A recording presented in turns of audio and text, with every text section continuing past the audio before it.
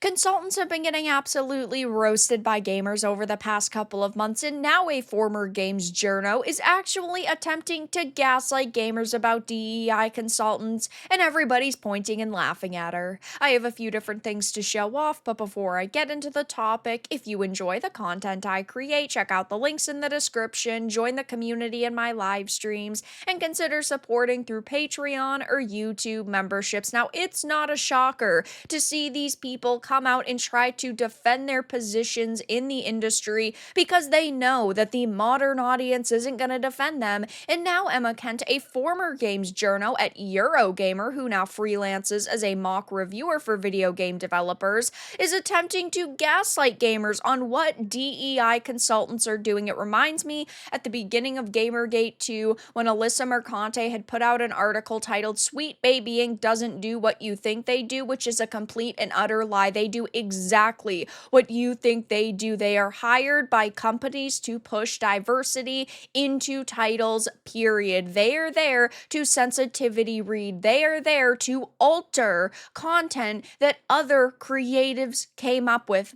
Plain and simple, but these people will try to convince you otherwise. So in a thread on X, Kent wrote, "Hello, game consultant here." Opinion instantly discarded, by the way. The idea that consultants are forcing diversity into games is ridiculous because 99% of the time the devs have already decided they want their game to be inclusive and just want help fine-tuning how certain stories come across. Hopes this helps. Now, I always say this, if you are so bad at your job that you need to hire somebody else to look over your work and alter it, you probably shouldn't have that job in the first place. I mean, you plain and simply suck. And you can put diversity and inclusivity into video games, books, entertainment in totality, and it be amazing. The problem right now is forced diversity and forced inclusivity, and it is like a epidemic in the video game industry and entertainment. We are seeing so many companies and creatives go out of their way to go down a checklist and tick off as many boxes as possible that they are sidelining amazing storytelling, and it is lowering the quality of work. It is sad to see, and yes, it is fine again to be inclusive as a video game developer, but you just need to be able to write stories that are good, that happen to have inclusivity. She went on with, "The people peddling this conspiracy theory are fabricating rage bait content to grow their YouTube channels and social media followings. Just because it's called a conspiracy theory does not mean that it is not true."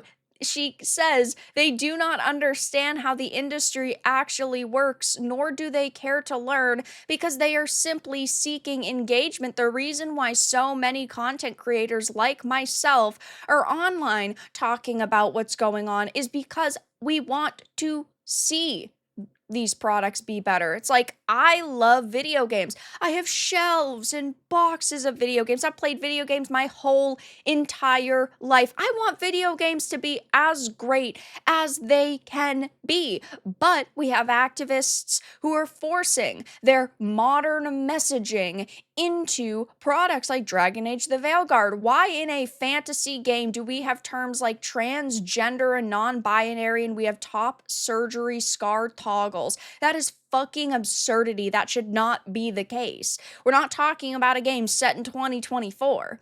She also says the fact that this has been brought up again in reference to the Veilguard is particularly laughable. Have the people throwing these forced DEI allegations around ever actually played a Bioware game? Have you? Because I've never seen a screenshot of a trophy you've gotten. I've never seen a log that shows you've played a Bioware game. I have played several Bioware games on my channel. They are logged for anybody to see. I have played Bioware games. I love them. Knights of the Old Republic is one of my favorite games of all time, period. Mass Effect is absolutely fantastic. These people love to say, have you actually played one of these companies' games? Yes, we have. You guys are the reason why these franchises are being ruined, because you do not know what the franchise is all about, because you have never played one of these titles. It is absolutely laughable that these individuals feel like they have some sort of